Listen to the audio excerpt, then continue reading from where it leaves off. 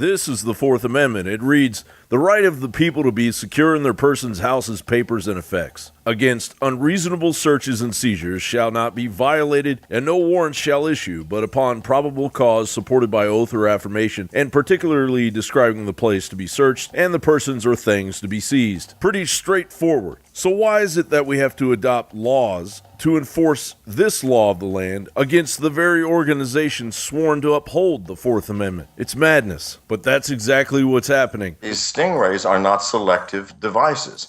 If they are in your area, all cell phone calls will go through the Stingray because that is the most powerful signal in that area.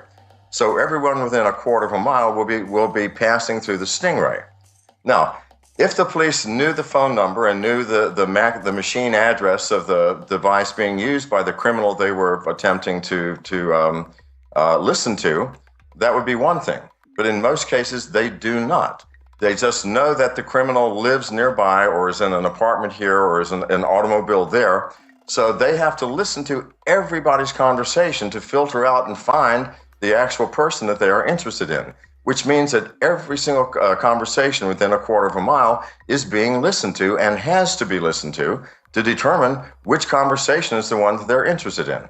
WorldNet Daily reports Shahid Buttar explained at the Electronic Frontier Foundation a California bill SB 1186 would vastly strengthen oversight relative to the indefensible and completely opaque status quo. EFF supports the bill because it would expand transparency and community control over the acquisition of surveillance technology. For nearly a decade, the company Harris Corporation sold sophisticated military surveillance equipment to police departments across the United States without any elected policymakers knowing that their tools even existed. There is no municipality in America that has more than 5,000 people that does not have access to at least one of these devices. Some of the larger cities have many hundreds of these devices. The central problem with the Stingrays, other than the fact that the Harris Corporation, almost in league with the government, has a contract so tightly bound that anyone who buys one cannot tell anybody else where they got it from, what the name of the product is, how much they paid for it, how many other products similar to it that they own, or anything else.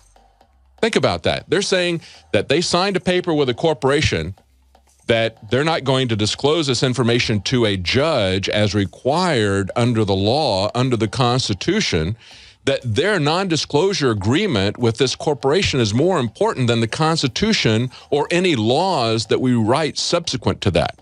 The surveillance state has grown like an STD that, of course, nobody wants. Automatic facial recognition and automatic number plate recognition have, in the span of a few years, become the norm in a Big Brother prison planet society. All the technocrats and their socialistocratic government soldiers need to do is apply the Chinese-style social credit system on American citizens, and a sliding slope for totalitarian domination is right around the corner. Unfortunately, we have reached the point where Americans need to demand the enforcement of their Bill of Rights now more than ever. John Bound reporting for Infowars.com.